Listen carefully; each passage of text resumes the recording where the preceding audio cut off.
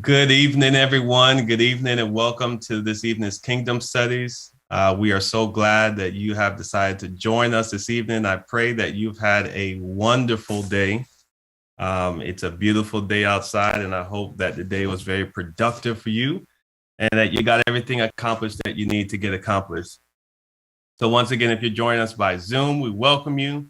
If you're joining us by Facebook or YouTube, welcome, welcome, welcome. If you are on YouTube or Facebook, go ahead and share this link, share this with somebody else so that it can be edified by what we'll be discussing tonight. It's going to be a great time. It's going to be very interactive. It's going to be very informative. It's going to be insightful. So please make sure you let someone know that we are live right now. It's time to get started. So as you know, what we try to do each month is to have a focus on our health.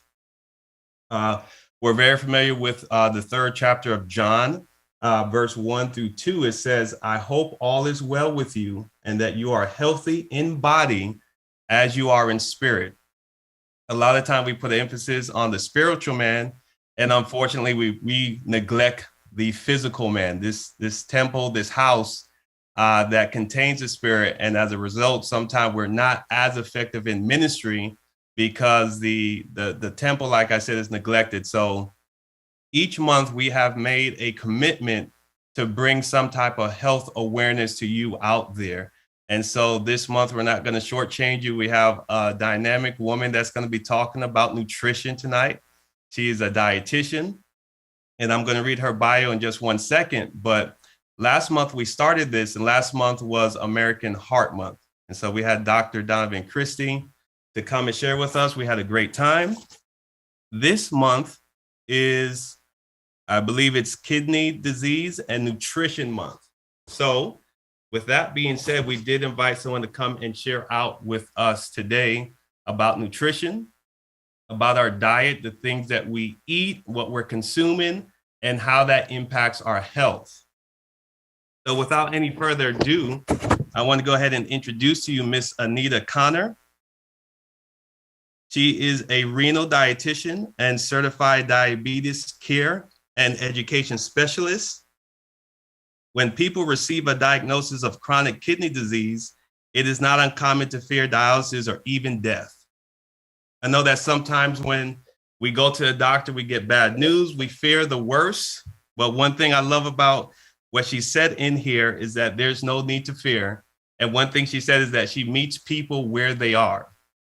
So that's just an encouragement to us all that if you get a bad diagnosis, that you don't have to fear the worst because there is help. And if we apply some of the things that we will be learning tonight and what you learn from your professional healthcare provider, that doesn't mean that that diagnosis is going to be the worst.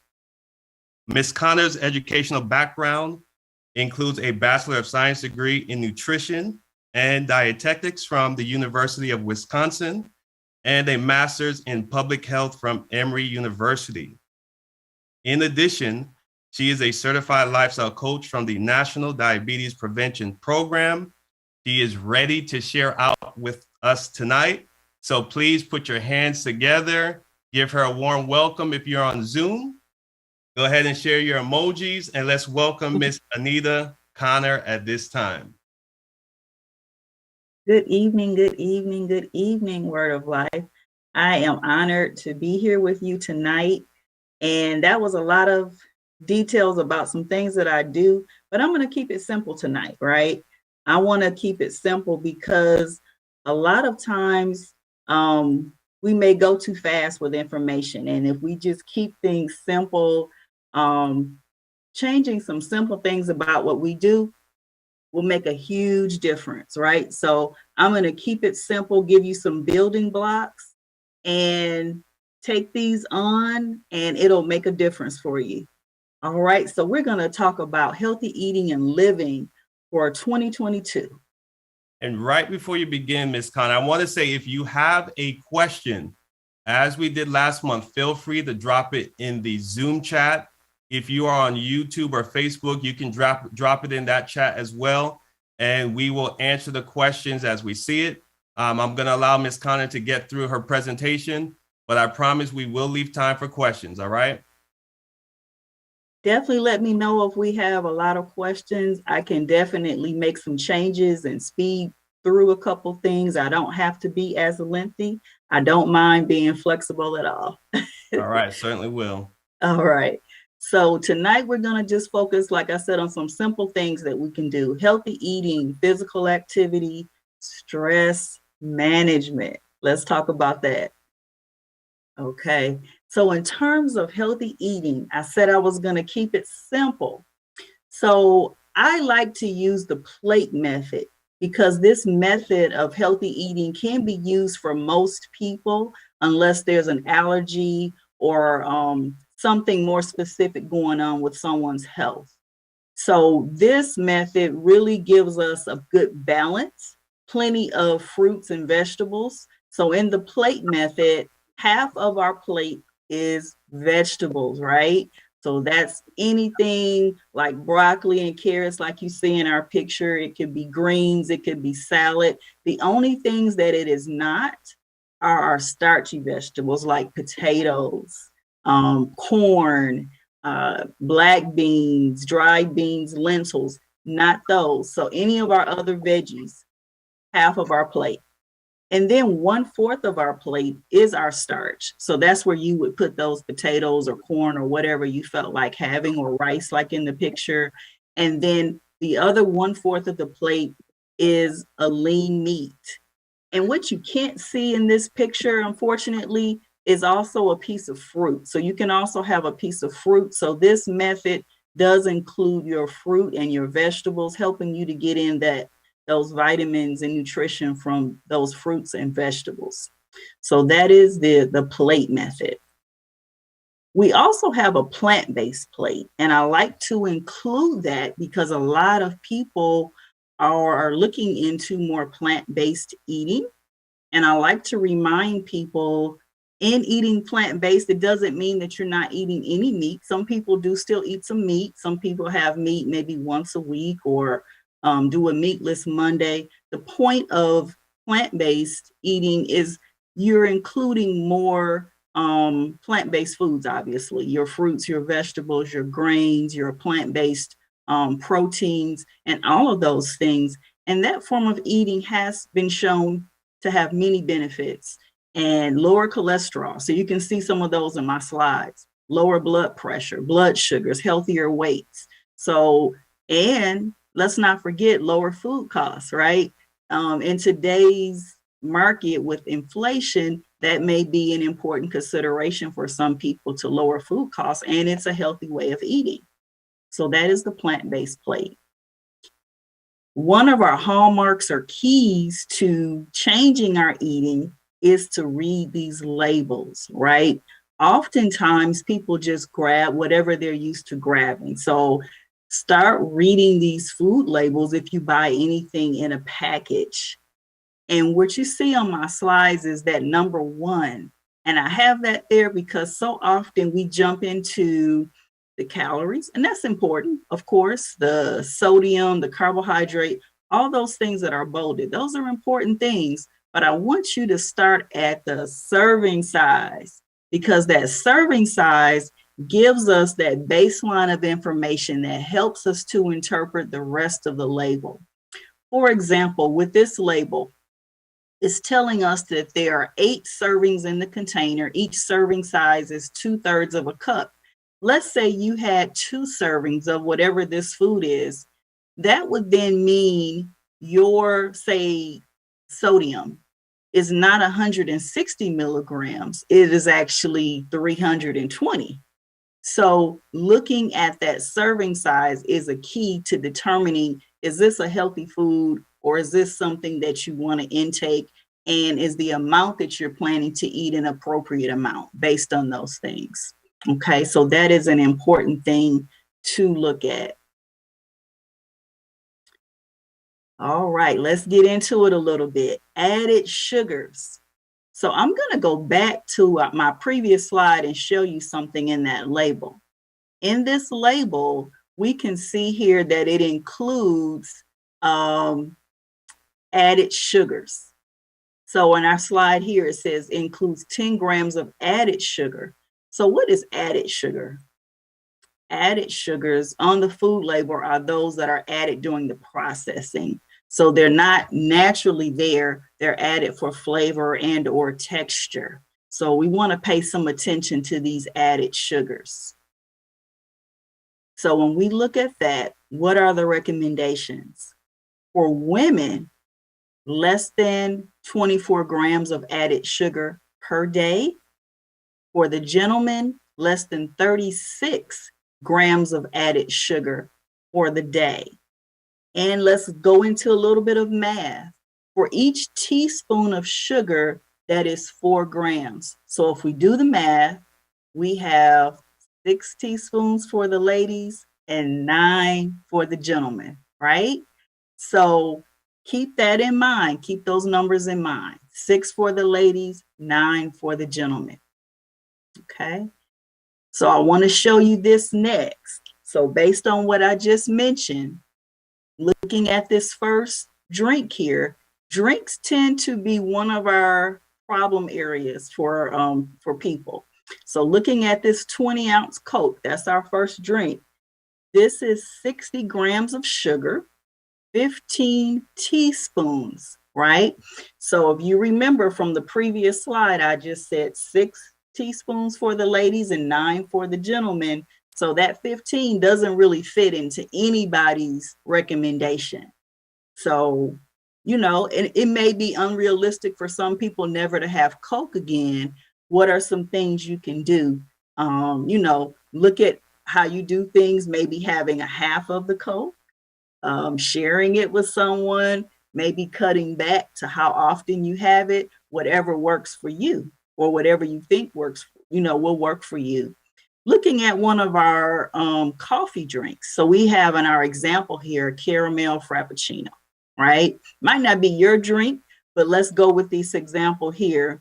So for this one, this is a 16 ounce, so one of the smaller sizes. It has 47 grams of sugar, which is 11 3/4 teaspoons of sugar.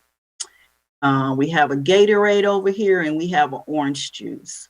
Oftentimes people will say, well, I just drink juice, I don't do sodas. But keep in mind, even though the sugars in juices usually are natural sugars, it's still, your body still recognizes it as sugar. So those are some things to look at. There was another drink that someone sent me last night to take a look at for this presentation, and it's called Tropical Rhythms.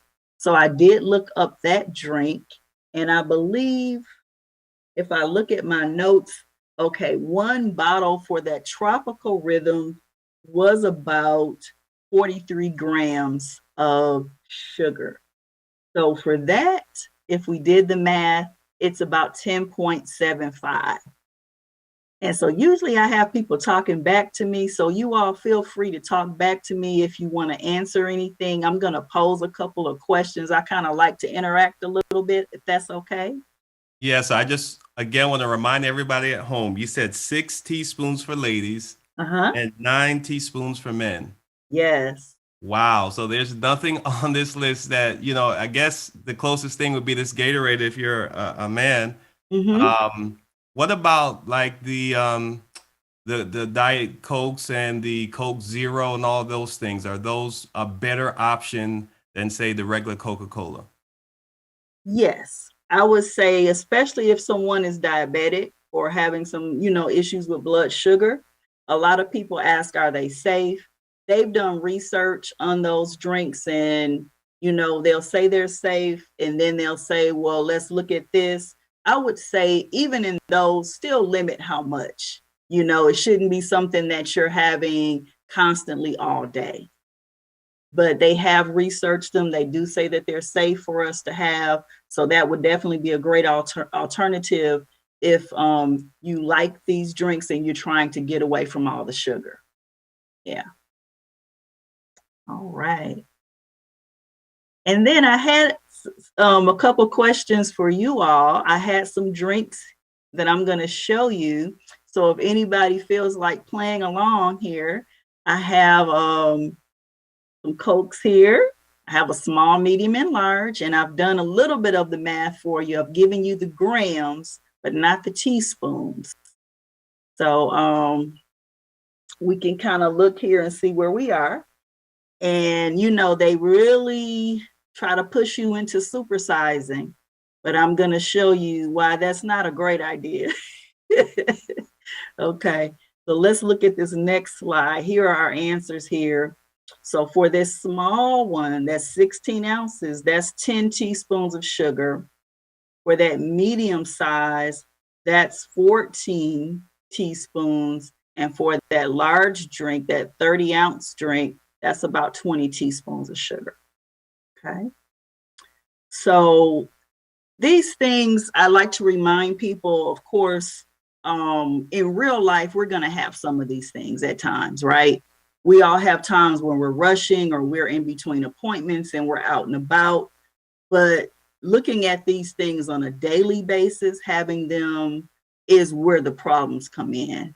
So it's not so much I go and have this as a treat maybe once a month or something like that, but it's the daily intake of these things that definitely can cause some problems. All right. So here, I'm going to go through a couple of things, but a lot of my presentation was actually including your interaction. So I'm going to stop sharing this particular screen, and then I'm going to show you a website that I want you to take a look at. Let's see. While she's doing that, I just want to remind everyone to feel free to drop your question in the chat. Or if you want to unmute, you can definitely unmute. And, like I said, we want it to be very interactive. I know we're going to get a lot of good information tonight. So feel free to unmute if you're on Zoom and you can ask your question, make a comment. But at the very least, we do want you to use the chat feature. Again, if you're on Facebook or YouTube, we do have someone monitoring those two mediums. So if you want to ask your question there, it will get to me and I'll be able to pose your question. All right. So guys, start thinking about some good questions about your diet and what you consume so we can get some good answers today. All right.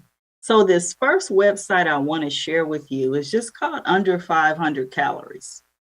And the reason I like this website is a lot of people ask, well, what should I be eating? Well, looking at some meal planning and making some things at home. And then people get bored with what they're used to eating. A lot of times we get in a rut and we eat the same things. So I like this website because there's a lot of variety here. So say, for example, I'm going to press this see all button for diets.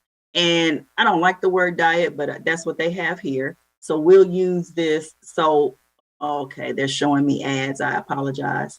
So you can choose vegetarian, vegan, pescatarian. So that's for people who their main source of protein is fish and seafood.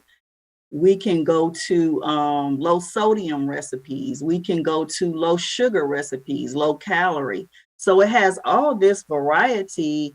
And I know that sometimes that's just what we need to try some different things. And it helps you to kind of stick with the plan. It's not boring. So that's one tool that I use. This website is a good go-to website to look for recipes.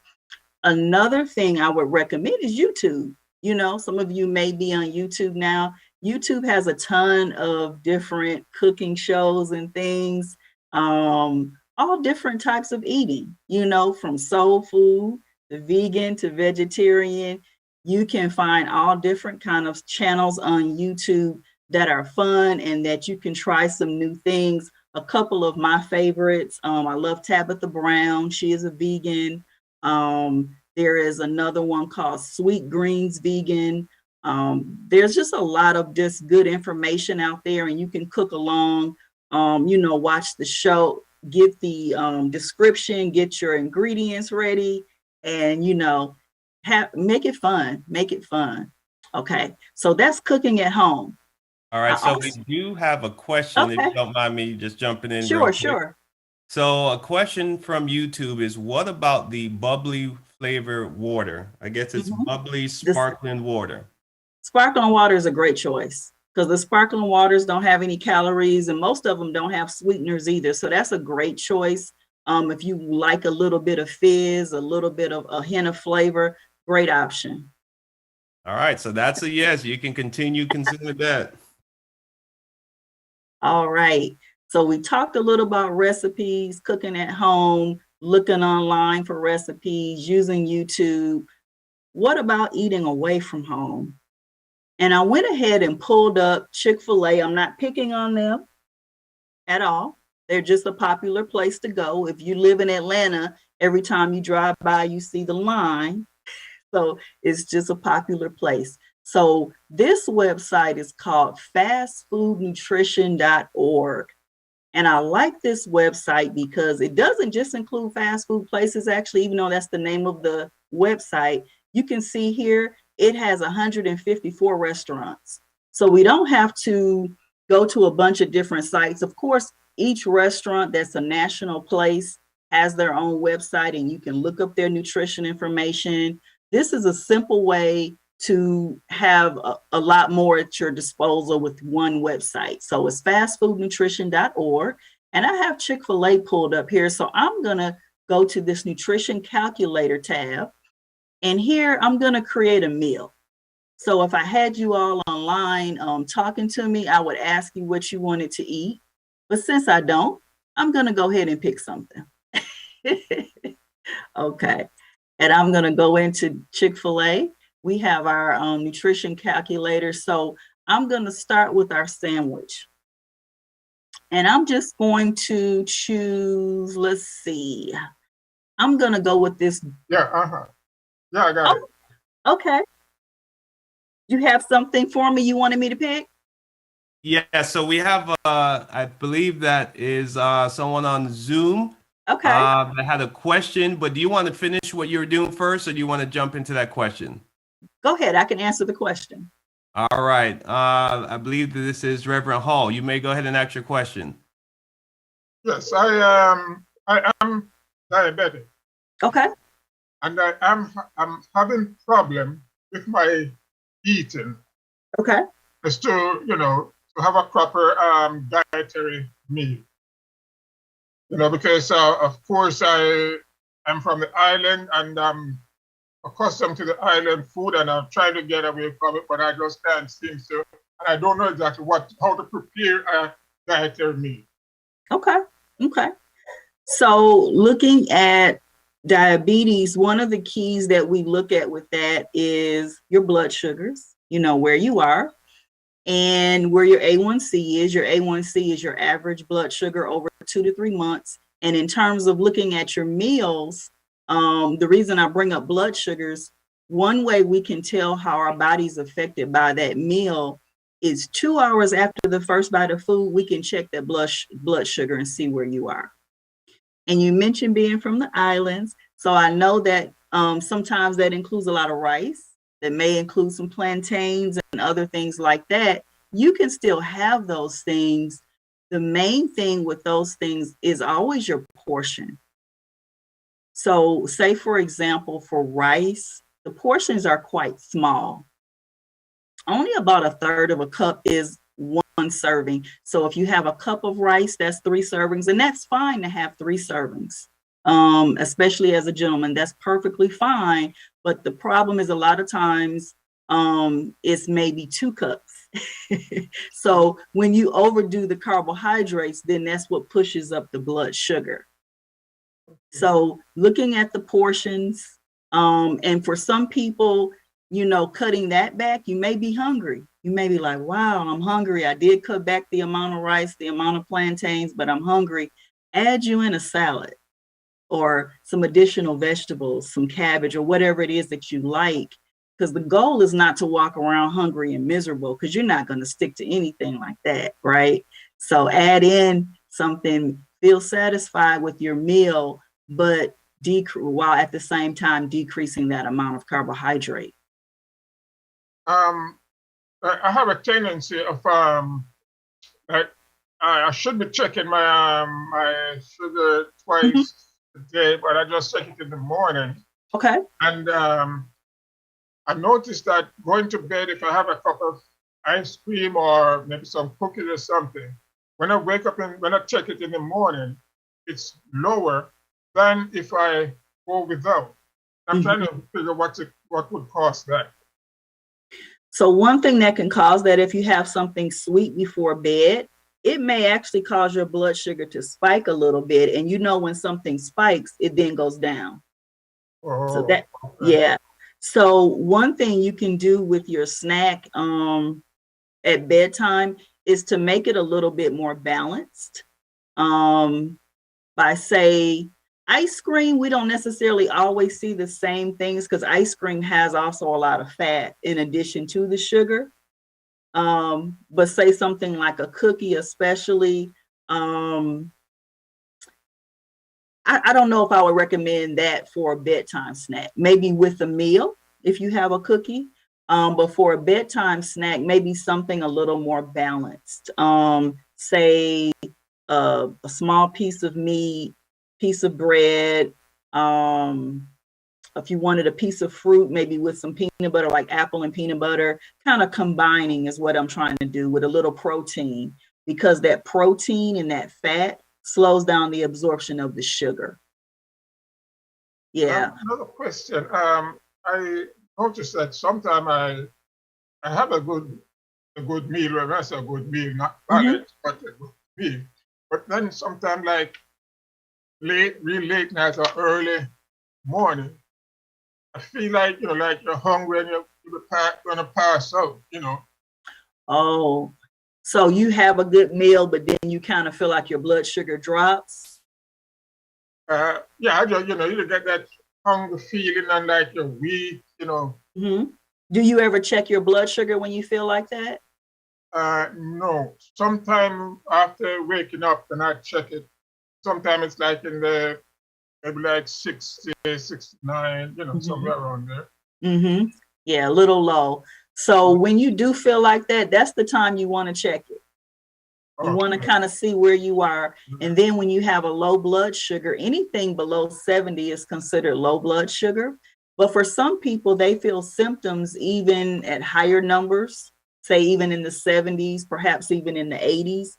It really depends on where you've been. For people who sustain high blood sugars, sometimes even when it's normal, they still have symptoms.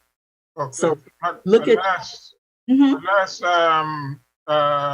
check. I was like, I think I was about 10.4 on my A1C. Okay. And my doctor said I got to try to get that down. So, yes, sir. Yes, sir. So you want to get that down. Typically, the goals for A1C, and yours may be slightly different depending on what your doctor has told you, but generally for A1C, we're looking at a target of 7 or less for individuals 18 to 64. For those over 65, it goes up to about 8. So that's generally the goal. So yes, and one big piece of that, in addition to looking at what you're eating, is getting some exercise. And we're going to get into that as well. Okay, well, I don't want to take up too much of the time, but my doctors, they told me, they always tell me about exercising or doing some walking. But I does not do the walking because I have a tendency, like when I walk, I think that I'm gonna fall. And like right now, I'm having I woke up this morning and like the room will be spinning with me. My head feels real awkward. I get nauseous and like walking, I get staggering. I don't know if that would have anything to do with the diabetes. I would say that's another good time to check your blood sugar and see what's going on. When you have symptoms like that, it can be a low blood sugar. Okay, because I checked it, and when I checked it this morning, it was like it was 140, 149, I think it was. Okay. So blood pressure as well can cause some of those symptoms like dizziness, feeling lightheaded. That can have, some of those same symptoms. So those are the things to kind of look at and see what's happening. Because you definitely, like you said, you want to be steady if you're going to go take a walk. Yeah. Yes. Thank you Yeah. for your questions, But Reverend even in Hall. We the appreciate house, it. walking around, I'm staggering, I need to keep my balance properly. Mm-hmm. Got it. All right. Thanks for opening. Thank you so much, Doctor. Oh, you're welcome. You're more than welcome. All right. So keep the questions coming in the Zoom chat if you have a question. I'm going to allow you. We do have 2 more questions. Okay. Connor, do you want to go ahead and take them now, or do you want to continue? I'll continue, but I'll make this a little quicker. All right. All right. So for this, I was planning a meal and I was going to just give you an example of how to do this. And this may be a good example for the gentleman who had the questions about diabetes and looking at blood sugars, because we can easily look at carbohydrates by using this. I'm going to pick, I guess, this spicy sandwich. I'll pick that one. And let's see. For the sandwich, I'm not going to go ahead to calculate yet. I'm going to pick a side item. And most often, let's be honest, with the sides, when you go to these types of places, you're getting some fries. I'm going to go ahead and pick the medium. I'm going to be nice on this one. I'm going to pick the medium and instead of the large. And then let's go into the beverages. And since we're at Chick-fil-A, we're going to pick that lemonade. And we're going to pick this large. And so this is what we have for our meal. We have a large lemonade, a medium waffle fry, and a spicy chicken sandwich. And I'm going to go ahead and press calculate and see what we've come up with. Okay. So that meal gives us 1,180 calories, 387 of which are from fat. Let's look at these carbohydrates. So that's 168 grams. And so for anyone who is diabetic, you are looking at your total carbohydrate grams when you're looking at carbohydrate. The fiber, the sugar, those are important, but you want to pay attention to the total because it includes the fiber and the sugar. Okay, so each carbohydrate serving is 15 grams. So if we were to divide that 168, I can't do that in my head. So I'm going to grab my phone right quick and I'm going to tell you what that is. So if we have 168 divided by 15 grams, that's 11 carbohydrate servings. So that's in nobody's meal plan. So that would be something that would very easily cause someone's blood sugar to go up if they were diabetic. And here for sodium, that's another one that's tremendous. We're at 1,925 milligrams of sodium. So most people who eat out quite a bit, eat a lot of fast food, they're consuming maybe 3,500 milligrams of sodium. For most people, the recommendations, though, are to do less than 2,500. For anyone with, say, diabetes or hypertension or heart disease, it's 2,000 milligrams or less. So if you have any of those conditions, you're at your whole day's worth of sodium with this one meal. Okay, so that's an important thing to look at. All right, so that website again is fastfoodnutrition.org. I'm going to go ahead and stop sharing, go back to my slides and then take some questions while I'm setting back up for my slides.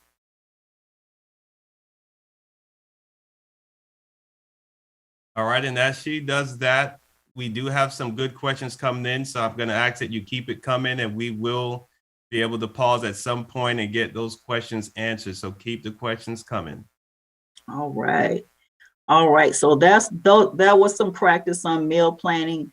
We looked at some websites, but also there's YouTube, like I mentioned, for at-home cooking, the fast food nutrition website for when you go eating out away from home. And then grocery stores have recipes and demonstrations and things like that. So just some other ideas on your eating and meal planning. Don't forget your water. Someone asked about sparkling water. That's a great option. If you want a little flavor and that little bit of fizz, but don't forget to get in your water. That actually helps you to cut back on some of those sugary beverages if you're trying to get in your water. Because you'll be tired of, let's say, eliminating the water. And so it won't cause you to want to keep drinking as much. Yeah. And then I mentioned this briefly. Another part of our healthy living and our health is getting some exercise, because that movement is medicine, right? And of course, we still have to work on our eating, because we cannot outrun a bad diet. We can't eat any kind of way and just think that it's going to be fine if we're exercising, because a lot of things are going on internally. So the recommendations for exercise is 150 minutes per week of aerobic activity. So that's anything that gets your heart rate going, like a brisk walk, a jog, a swim. So that's 150 minutes. And then you can break that down however you want. If you want to get in 30 minutes, if you want to do 10 or 15 minutes, if you're looking for more of a weight loss type of plan, more than likely you need to do a little more like 60 minutes to 90 minutes for those 5 days a week or something like that. Okay, so that's some general recommendations for exercise. In terms of how intense, we always talk about the talk text. So you should be able to talk to me while you're walking or jogging, but not sing your favorite song. If you can do that, you're not working hard enough, right? So that's in terms of the intensity. That's where you want to be. All right. So what questions do we have out there? I can continue with some of this, but some of this can be truncated as well. What questions do we have out there? All right, so we have several. Let's start with the first one, and this is a Facebook question. Okay. And it says, which sugar is better for our use, brown or granulated? Okay, so what I will say to you, our body recognizes both as sugar. For a lot of us, we may prefer to have one that's less processed. So if that's your goal, I would go with more of a raw sugar versus the traditional white sugar. But keep in mind, it's also the amount. So that's the same thing if you were going with agave, with honey, with any of it, it's the amount to watch out for as well. Would that be the same for like the cane sugar as well? Yes. Okay. So we want to, a lot of us are trying to not have as much processed intake. So it makes a difference in terms of that. But just in terms of the sugar itself, your body is still recognizing that sugar. Yeah. All right. Another Facebook question. Can you recommend healthy homemade salad dressings? I have a couple of recommendations. One is Walden Farms. They have a lot of varieties out there with no fat, no sugar, no salt. Walden Farms. Another one is called Boathouse Farms. Now, Boathouse is a yogurt-based yogurt. So it will, not yogurt, I'm sorry, a yogurt-based dressing. So it will allow you to have far fewer calories and fat than traditional dressings. And that's good for people who really like creamy dressings, like a ranch or something. The Boathouse will greatly reduce the amount of fat and calories. So those are a couple of different options to look for. All right. So we do have some individuals from the island, and one thing that they love is a lot of gravy on the rice. So talk to us about that, gravy on the rice.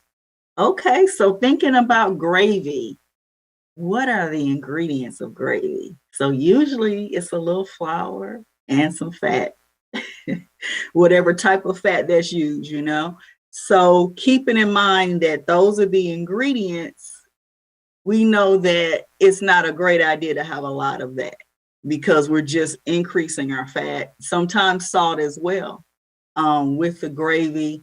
So yes, I encourage people to enjoy their favorite foods, but we have to do things in moderation. Awesome. All right. Would you recommend the keto diet? Mm-hmm. So keto diet, it depends on who I'm talking to. And what I mean by that, the keto diet typically is high protein, can be a little higher in fat, extremely low in carbohydrate. So it really depends on that person's health condition. A lot of people like to use it for weight loss. What I have found from most people is really not sustainable. If you're truly doing a keto with the amount of carbohydrate, it may be as low as 30 grams of carbohydrate per day or 45. It's really low if you're truly doing keto. So most people cannot sustain that for very long. The other problem that I have is if someone has any type of kidney disease, okay? Because with kidney disease, for someone not on dialysis, but that has kidney disease, we're trying to restrict the amount of protein. So those two goals do not go together. But say for someone who doesn't have kidney disease, who doesn't have another health condition that would interfere with that type of eating plan, that may be okay for you to try to drop some weight if that's an important goal for you. But once again, what I found is it's not sustainable for most people, because people will say, well, can I do keto? I lost 30 pounds, you know, when I did it before. And I'll ask the question, well, why didn't you stay with it? It's not for most people a sustainable plan. All right, we have two more questions. This is our next YouTube question. And it's, what's the best cereal for a diabetic? Very good question. Cereals are hard, to be honest. I want you to look at your label on your cereal, and I want you to go back to that serving size that we looked at earlier with the label, because you would be shocked. A lot of the labels are not really realistic when it comes to serving size. The sizes that they list are much smaller than in reality what people actually eat, and it makes the food appear to be a little healthier than what it is. For example, a lot of cereals are about 3/4 of a cup, and the 3/4 of a cup is a measuring cup. So, you know, for anyone who's done some baking, you know that's not a large amount. Most people, when they eat cereal, they have 2 to 3 cups of cereal. So for cereal, in terms of being diabetic, you have to look at the amount of carbohydrate in that serving and the serving size that you're actually eating, and see, is that going to work? For most people, the answer is it's not going to work unless you're just going to have that small amount that is listed and then supplement that breakfast with something else. Another thing to look at, is it hot cereal or cold cereal? For hot cereals, a lot of times that may work better, like having some oatmeal or grits or even cream of wheat, whatever hot cereal that you like. For those, the servings and getting full might work better for you than some of the cold cereals. All right, two more questions. Is a slow 1 hour walk good for exercise? Absolutely. Absolutely. So we say brisk walking in terms of getting your heart rate up, but if you're walking slow, like taking a stroll, you're still out there being active and getting some, you know, getting benefit from that. So that doesn't take away from taking a walk in the park, doing that hour. That's still great. But there, you know, there are times when you do want to walk a little brisker and get that heart rate going as well. But yeah, that's great. All right, Ms. Connor, the last question, and we'll allow you to move on after that, is, what do you think about monk fruit sugar? Like I mentioned before, it's really a matter of the sugar that you prefer in terms of taste, and also a lot of people are looking at processing, but your body recognizes it all as sugar. So it still goes back to the amount. A lot of times what we do is we'll find something that is quote unquote healthier, and we'll kind of overdo it. Yeah. All right, so that's all the questions we have at this time. And so as they come in, I will let you know. Okay. All right. So here what I have next, I talked about the recommendations for the amount of exercise. I wanted to just list some of the benefits. You know, oftentimes we think of the first two, of course. We think of weight loss and maintenance. Also, it helps with lowering our blood pressure, improving the blood sugars, um, reduces stress. And I like to point that one out a lot because the last 2 years that we've had, most of us have had some stress around something, you know, dealing with the pandemic. So really getting some exercise helps with that stress management as well. Even that hour-long walk in the park, I bet you that's doing wonders for the stress level. So that's still a great benefit. Sleep helps with our sleep. We've all had some issues with sleep. I shouldn't say we've all, but that's been a major problem with the pandemic as well, is problems with sleep quality. So exercise helps that as well. Here's some tips to just get in a little bit more activity. Taking the long cuts instead of always trying to find the shortcut in terms of walking around, taking the stairs sometimes instead of the elevator, parking further away. So you know a lot of these, of course, but doing some things to just build an activity to your day. All right. And that stress. So that's another key. We talked a little bit about healthy eating. We talked about getting some exercise. Another big piece of our health is making sure that we're managing our stress. Okay. This, our little diagram here shows a lot of different ways to manage stress, and we all have our own thing that we may use. For some people, it may be music. Sharing your feelings, talking to a friend or a family member. Laughter is a great one. Getting exercise, like I just mentioned. Sleep. Sometimes we just need to go to bed and get some sleep. Meditation, you know, meditating on the word of God is a great one. You know, yoga, stretching, getting out in nature. So these are some different methods for stress management. Okay. And just as this kind of a repeat, getting in that laughter is so important. And it's a scripture in the Bible, and laughter is medicine, right? Socializing, taking some time out. That's one thing that's been missing in these last couple of years. And for some people, that's been extremely difficult.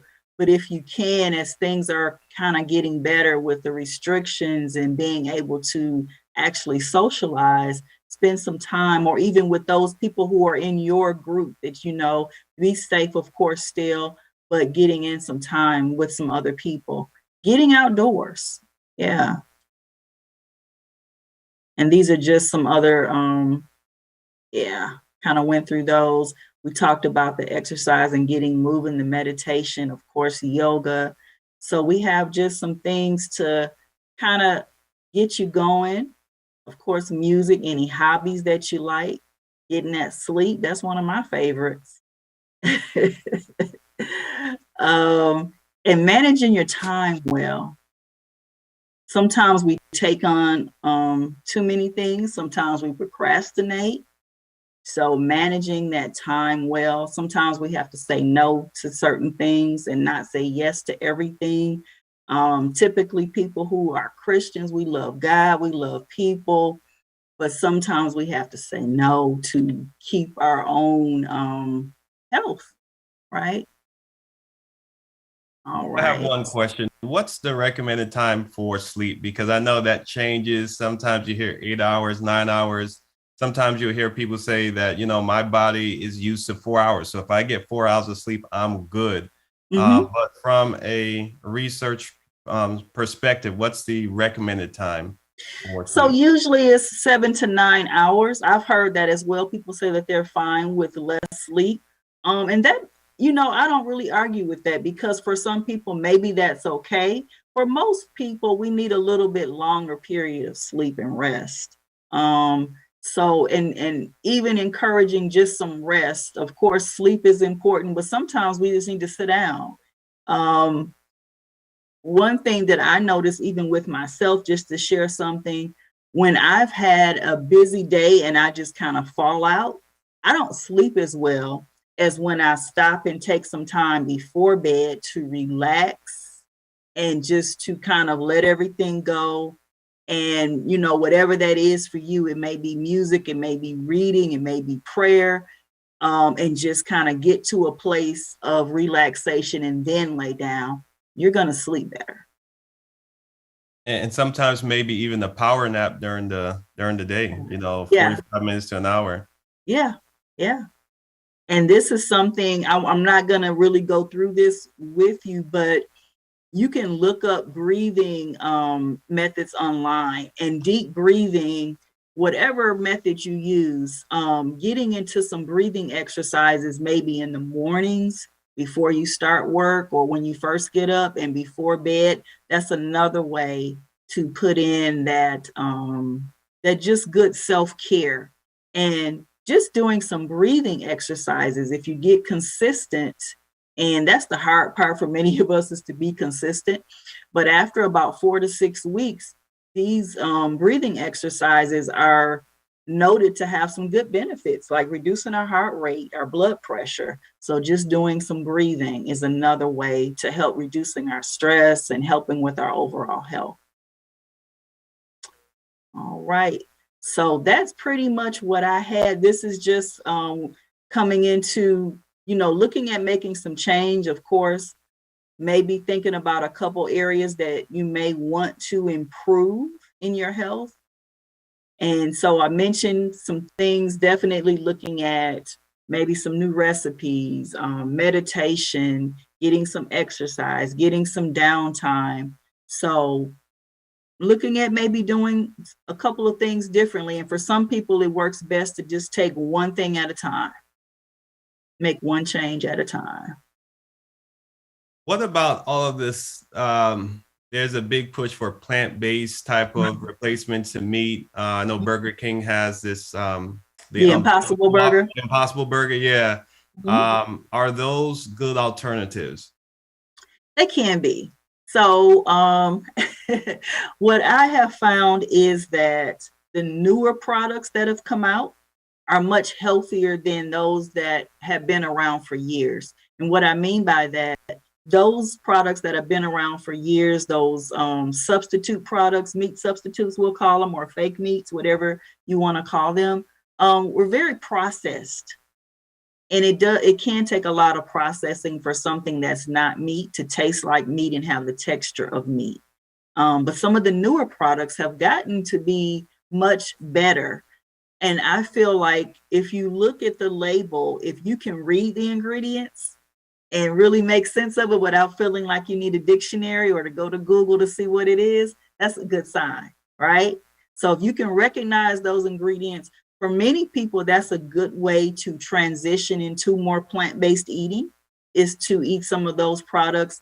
For other people who have maybe already transitioned and say they get a taste for something that they used to eat, like a burger or like chicken or what have you, that may be a great thing to take on if they've made that transition or are making that transition. So there's definitely room for those types of products. I would just encourage everyone to, once again, look at those labels and pick something where you can recognize the ingredients. All right, so we have two more questions. This one is from YouTube. Does probiotic pills work for weight loss? Not necessarily work for weight loss. They may assist you because of the assistance with digestion and things. So that may be an assistance, but not directly. It's not going to necessarily cause you to just, you know, drop a bunch of weight. Okay, this next question is from Facebook. What is a good combination to cut belly fat? And everybody wants that answer. How do we cut belly fat? You know, our bodies are just not made where we can just direct where we want the fat to go from. You know, we can't just say, I'm going to do this and it's going to make me drop the belly. A lot of times when people lose weight, they're disappointed because it's not from the area they want it to. So one thing I would say is just strengthen your whole body. So in addition to getting some aerobic exercise, do some strength exercise and build your lean muscle as well. Might have to do some of those crunches, be it standing crunches or laying down crunches, and do some of those things. Cutting out a lot of added sugar can help with that. So those are the types of things in terms of cutting belly fat, but we can't really just direct and be like, oh, I want it to go from there. Yeah, that's a little harder. All right, a Facebook question. Are smoothies from Smoothie King healthy? I know you may disappoint a lot of people with this answer, but are smoothies from Smoothie King healthy? Well, what I will say is that one thing we do with smoothies a lot of times, and I'm not as familiar with their menu to be honest, but we got to look at the amount of carbohydrate and sugar we're taking in, because we can add a lot of different fruits and it has a great taste to it, but sometimes there's also different sweeteners added, and sugars and honeys and things like that. So really look at what's going into that smoothie. Make sure you have plenty of greens. Usually it doesn't take much fruit to give you a good taste, but we're a lot of times just used to something very sweet. So it really depends on the ingredients of what's going into that smoothie. All right, so that answer wasn't too bad. All right, so this is my question before I get to the others. Should we eat dinner before a certain time? And sometimes you hear don't eat too late, like especially the heavy meals. So is there any suggestions on that? Yeah, so I do usually recommend people eat about 3 hours at least before they go to bed. Some people are into a more say intermittent fasting type schedule, and so for that they may be eating a little earlier or depending on the schedule they're doing, but definitely I would say not to eat a heavy meal and go to bed an hour later. So about 3 hours. Okay. So this next Facebook question kind of ties into the one I just asked. Would you recommend eating your biggest meal during lunch or dinner time? For a lot of people, I would say lunch is a great idea to have that biggest meal because you're still active. Lunch, you still have to finish out your day and, you're still moving around. Now, one problem with that may be for some people, if they have their heaviest meal at lunch, depending on what they're eating, it may slow you down. So if you have a high fat meal, you know what I mean? You're going to get that, I won't call what we call that, but you're going to get that feeling of maybe wanting to lay down. So it's really depending on what you're eating. And maybe that might be cause to change some of what you're eating. But yeah, that's a great idea to go ahead and have your heavier meal at lunch. You're still doing a lot. You're still, at work or, still in your day. And so having a lighter meal at night. All right, we're going to keep it rolling. Should I start eating kids' meals? Will that help with my weight loss? It can. That is a way to control portions in terms of doing kids' meals, but it's still looking at what are you actually eating, right? So is it a smaller portion of something that's high fat, high salt? Well, yeah, that's still an improvement if you were having larger portions, but there's a such thing as good, better, best. So maybe that's better, but still not the best. Is banana good for diabetics? Yes, fruit is good for diabetics. I know that's a misnomer. A lot of people, when they hear they're diabetic, they try to avoid all carbohydrate, including fruit. Once again, it's the amount. And so for bananas, typically even a smaller banana is still about 2 servings of fruit. And with fruit, typically for someone who is diabetic, you want to stick to 1 serving at a time. You can have fruit several times during the day, but at one time, 1 serving. So let's see, I have this little, it's kind of like a little ball. So about the size of a tennis ball is a serving of fruit. If you have something like, say, an apple, that's about twice that size. I would just cut that in half and have that half at one time. If it's a banana, I would probably have half of that banana at one time. All right. Are there any fruits that you would say to a diabetic that they just need to stay away from altogether? No, No. not unless there's other conditions going on. So, but no, one good opportunity to have a larger portion is berries. Berries are low sugar. So any type of berries, blueberries, raspberries, any ones that you like, are low in sugar, and so the portion size is larger. So that may be a good one. But no, there's none that are off limits unless you've been told so because of medication or other health conditions.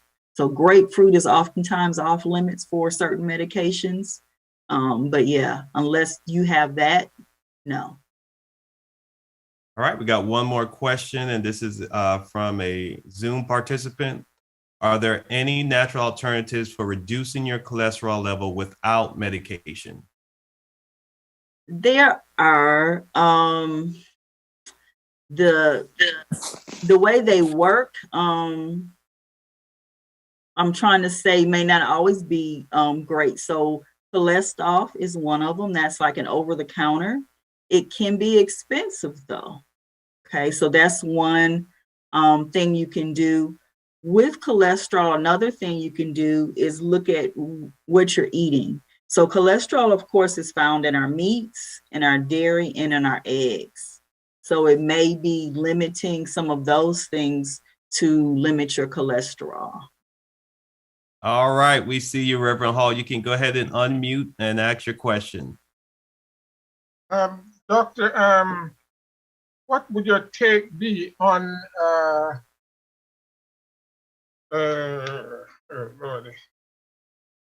organic food or fruit? Because I from my experience, I try to, time would try to get the organic food also. But what I notice is that it goes bad a lot faster than the other type of stuff. Right, because it doesn't have all the chemicals and pesticides and things. So one thing I would look at, there is a site, and this is what you're going to look up online, called the Clean 15. And on that Clean 15, it lists those things that are pretty clean for us to eat. We know that certain types of fruit, they use more pesticides than others.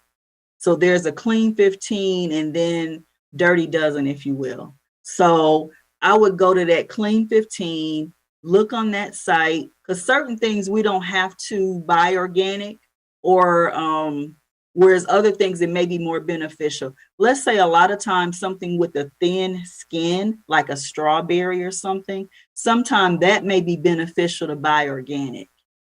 Versus something like with a thicker skin, like a banana or something. A lot of times it's perfectly fine to buy a regular one. So I would take a look at that website. They do it every year and they show you the types of fruits that have the most pesticide use. Okay. One more question from Zoom. And is jackfruit a good fruit? Yes, a lot of people use jackfruit that are plant-based. They use it as a meat substitute. So yeah, jackfruit is fine to use, definitely. All right. That's all the questions we have right now. Okay. All right. Well, thank you everybody for asking your questions and getting involved with me tonight. I appreciate it. All right. So let's see if we can solicit any other questions before we close for the night. Are there any other questions for our dietitian, Miss Connor? So far, we've had great questions, great dialogue. Any other questions that you all can think of? Okay, we got a question from YouTube. As a diabetic, is there too much intake of egg? Eggs are usually not a problem. Eggs may be a problem if you've been told by your doctor that your cholesterol levels are a little high, and they may ask you to limit. But it's not like it used to be. We used to demonize eggs. So typically eggs would be fine for you to have as a diabetic or any type of condition. Most conditions, eggs are perfectly fine.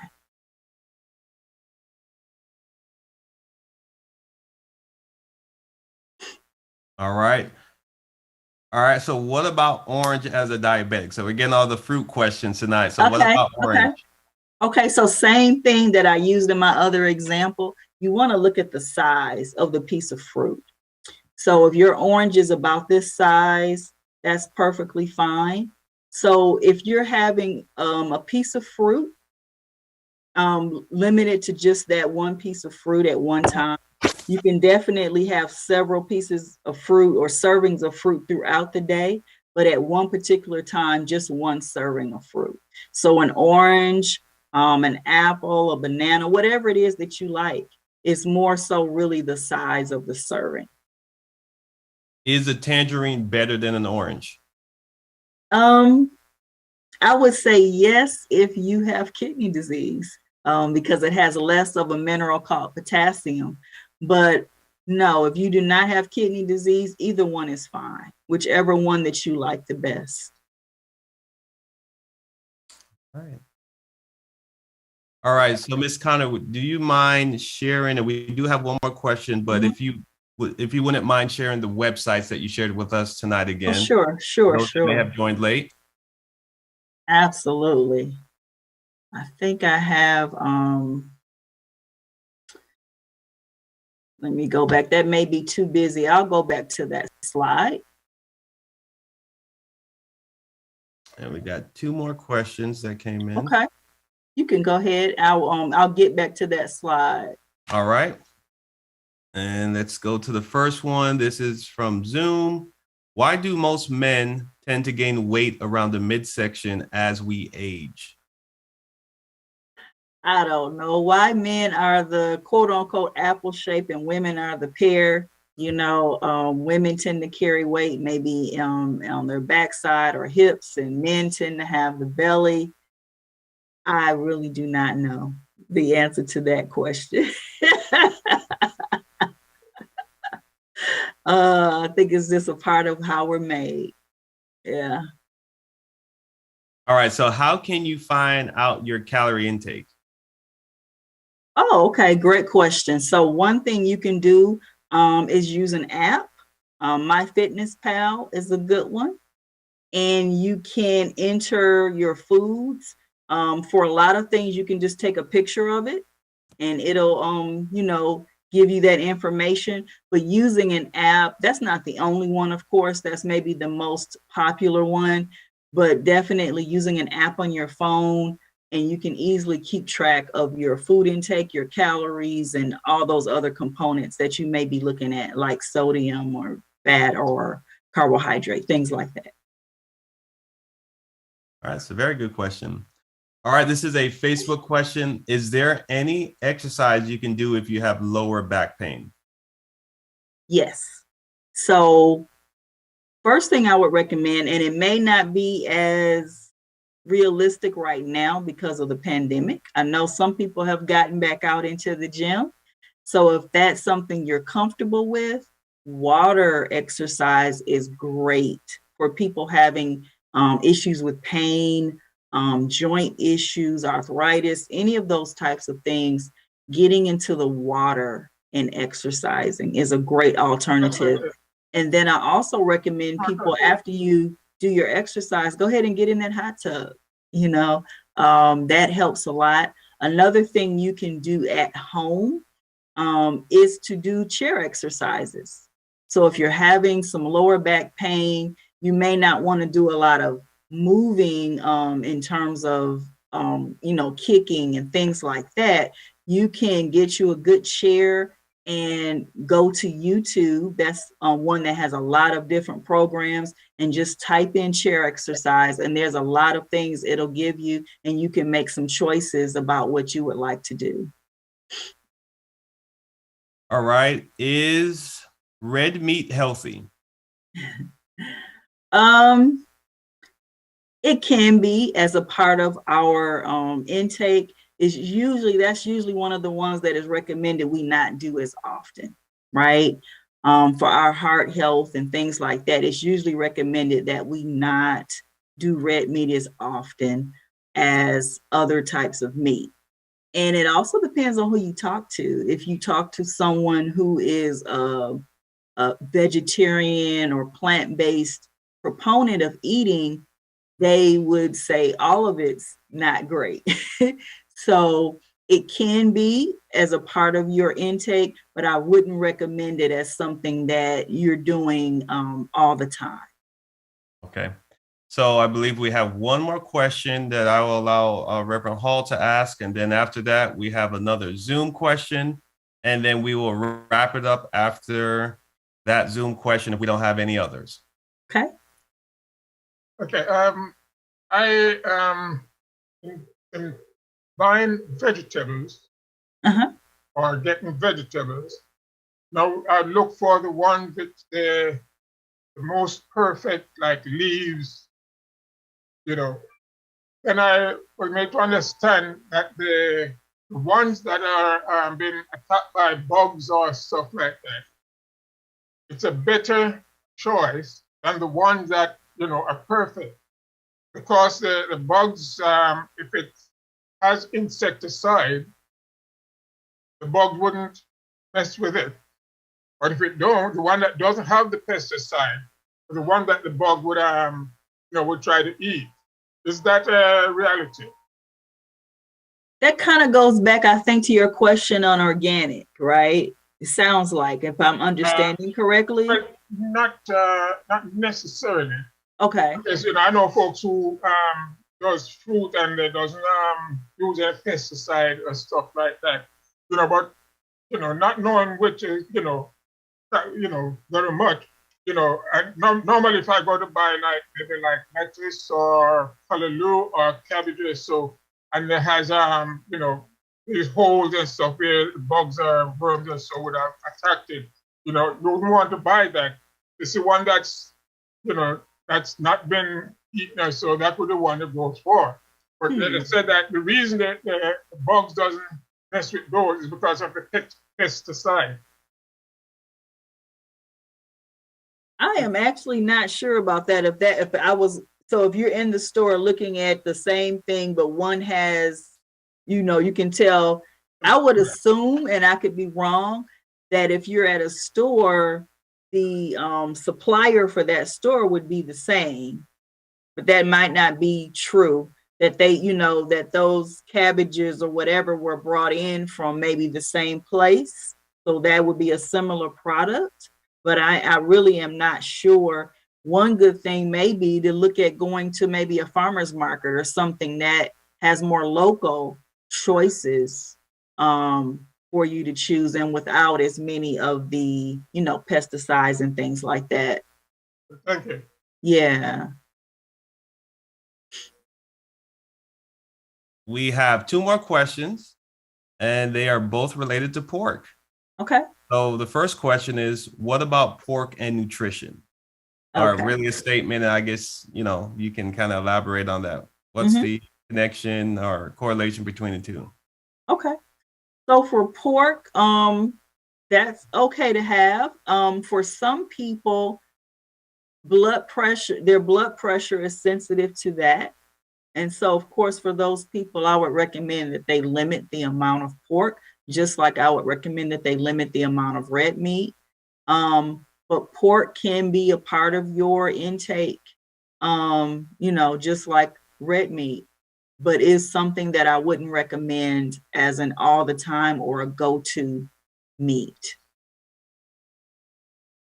Ken, I think you answered the last one. Is pork considered a white meat?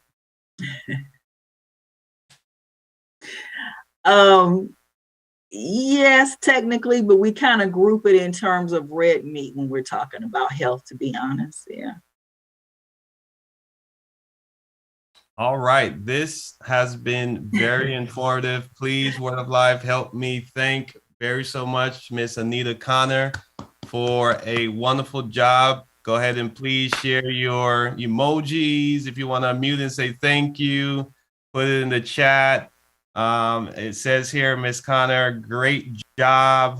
Very informative. Job well done from Facebook. We actually have one more question if you're up for it. Mm-hmm. Okay. What is a good meal or snack to eat after exercising? Oh, good question. Okay, so it can be really just anything that's a healthy meal. For some people, they like to get in some carbohydrate before exercising. So maybe some fruit or even a smoothie that's not loaded with sugar or something like that. So after exercise, of course, any type of healthy meal or snack is fine. For you, that might be fruit and nuts, whatever that is for you, just getting in something that doesn't ruin all your good work you just did in that workout. Yeah. All right, so this is the last question. Is olive oil good for cooking? Yes and no. So olive oil has a low burning point or what have you. So for sauteing or for making your own salad dressings and things like that, olive oil is wonderful. Even for roasting, it works if you're going to roast some vegetables. But if you're going to do any type of actual frying of foods, you would need to use something with a higher boiling point than the olive oil. So yes, you can use olive oil in cooking, but it depends on what you're cooking and how and your cooking method. Okay, so what about grapeseed oil or avocado? Yes, That's a good so alternative? the grapeseed oil is an off definitely. If you're going to do some frying at a higher temperature, that would be a great alternate to use. Okay. Mm-hmm. All right. So once more, Ms. Connor, we just want to thank you. This has been, again, very informative, very insightful. And I'll say to our family that's listening out there, this information is only as good as we apply it. So we've gotten a lot of good takeaways tonight. So we definitely want to make sure that we're applying what we've learned. For me, my takeaway is the sugar. 9 teaspoons. And I know that I exceed that almost every single day. So I know I have to be very cognizant and intentional about my intake where the sugar is concerned. Also, just reading the labels, as you said, Ms. Connor, just making sure we are very aware of the intake, what we're consuming, our calories, the sugar, because we may be, overdosing and we don't even realize it. So again, this has been very informative. I want to thank you so much again. And we are actually leaving early tonight. So you have 10 minutes that you get to spend and you can do something fun. We usually end at 9 o'clock. So you get to leave a little early tonight. So again, we want to thank you for joining us. Those that are watching on Facebook and YouTube, those that have joined us via Zoom. We hope that you were edified, you were equipped, and you understand the importance of taking care of your physical man, your temple. So until we see you next week, remember to love God, love people, do what's right, and walk humbly before your God. Love your family. See you next week. Yes. Mm-hmm. Thank you.